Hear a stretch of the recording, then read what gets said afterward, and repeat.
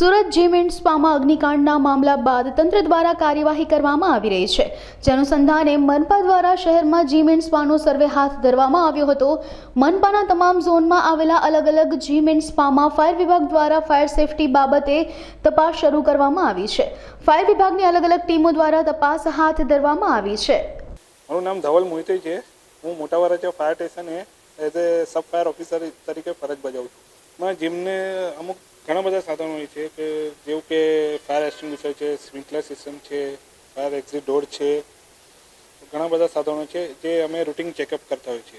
મેન્ટેનન્સનું કામ તો કેવું છે, જીમના જે ઓનર હોય છે એ કરતા હોય છે, પણ અમારે દર મહિનાની અંદર રૂટીન ચેકઅપની અંદર અમે લોકો ચેક કરતા હોઈએ છીએ કે ભાઈ આ લોકો મેન્ટેન કરી રહ્યા છે કે નથી। જ્યાં સાધનોનો અભાવ જોવા મળશે ત્યાં અમે નોટિસ અમે ઇસ્યુ કરીશું એમને, ને આગળ એમને ટાઈમિંગ પણ આપીશું કે ભાઈ તમે ફાયર સિસ્ટમ ઇન્સ્ટોલ કરીને ફાયર એનઓસી તમે મેળવી લો।